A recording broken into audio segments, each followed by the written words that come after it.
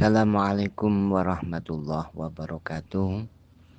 Sahabat Jihaki yang dimuliakan oleh Allah, mudah-mudahan kita senantiasa diberikan kesehatan oleh Allah, baik sehat secara zahir maupun sehat secara batin.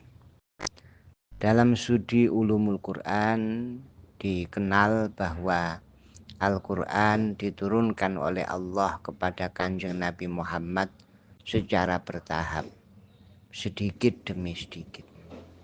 Al-Quran pertama kali diterima oleh Nabi Muhammad menurut salah satu pendapat adalah terjadi pada tanggal 17 Ramadan. Hal ini antara lain didasarkan pada Quran surat Al-Anfal. In kuntum amantum bima anzalna ala abdina yaumal furqan yaumal taqal jam'an. Yakni terjadi pada hari bertemunya dua pasukan, yaitu pasukan kaum muslimin dan pasukan kaum musyrikin yang terjadi pada perang Badar, yaitu yang terjadi pada tanggal 17 Ramadan.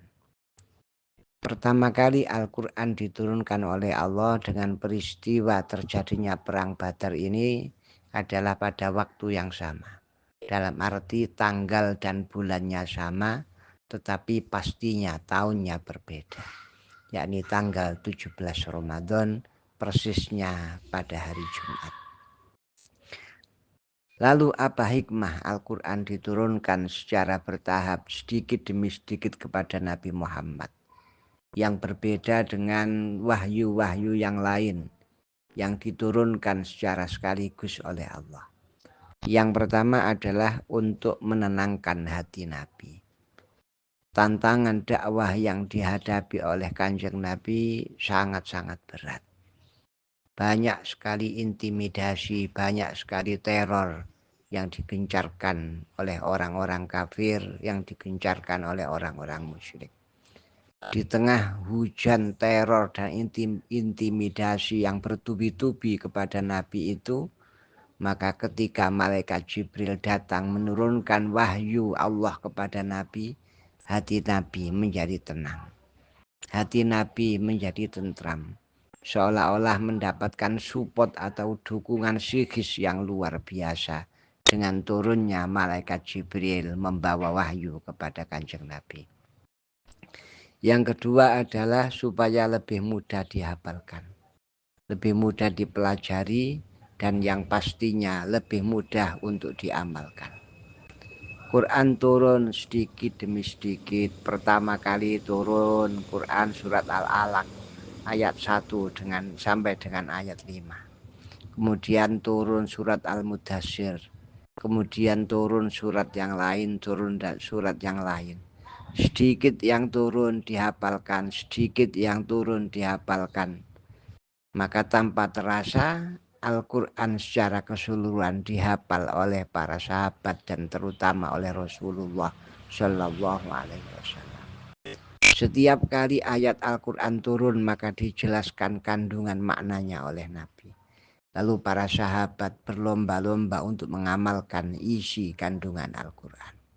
Dengan cara tadrijian bertahap seperti itu, pasti akan lebih mudah bagi mereka untuk menghafalnya, untuk mempelajarinya, dan kemudian untuk mengamalkannya dalam kehidupan sehari-hari. Yang ketiga hikmahnya adalah bahwa dalam proses turunnya Al-Quran itu ada ayat-ayat yang namanya nasikh dan mansuh. Nasikh dan mansuh ini tentu tidak akan bisa terlaksana jika Al-Quran diturunkan secara sekaligus. Hikmah berikutnya adalah untuk merespon, untuk menjawab pertanyaan-pertanyaan atau peristiwa-peristiwa yang terjadi, yang dialami oleh para nabi, yang dialami oleh nabi dan oleh para sahabat. Ketika ada suatu peristiwa tertentu, maka Al-Quran turun sebagai respon atau sebagai jawaban atas peristiwa tersebut. Kemudian hikmah yang tidak kalah pentingnya adalah sebagai model pentahapan atau tadrijian di dalam mensyariatkan suatu hukum syara. Misalnya kita tahu bahwa Homer itu adalah tradisi yang sudah mendarah daging bagi orang-orang jahiliyah. Tentu tidak mudah untuk menghilangkan kebiasaan yang seperti itu. Maka terhadap fenomena yang seperti itu, Al-Quran di dalam mengharamkan khamr diturunkan secara bertahap. Yang pertama mungkin turun ayat wa min samaratin nakhili wal a'nabi tattakhiduna minhu sakara wa rizqan hasana. Ini adalah sebagai satu muqaddimah, sebagai pengantar untuk kemudian turun ayat-ayat yang lain dalam rangka mengharamkan khamr. Kemudian turun ayat yang lain yas'alunaka 'anil khamri wal maisir qul fihima ismun kabiru wa manafi'u linnas wa ismuhuma akbaru min naf'ihima. Ayat ini mengajak para sahabat untuk berpikir tentang manfaat dan dosa yang terkandung di dalam khamr. Lalu turun ayat yang lain ya ayyuhalladzina amanu la taqrabus sholata wa antum sukara hatta ta'lamu ma taqulun. Ayat ini melarang para sahabat untuk dekat-dekat dengan sholat ketika mereka sedang dalam kondisi masih mabuk. Lalu setelah mereka mulai terbiasa menjauhi khamr, turunlah larangan secara tegas tentang khamr.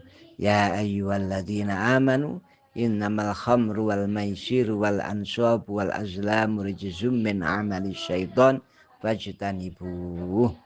Inilah beberapa hikmah diturunkannya Al-Quran secara bertahap, secara sedikit demi sedikit kepada Nabi Muhammad SAW. Mudah-mudahan ada guna dan manfaatnya. Assalamualaikum warahmatullahi wabarakatuh.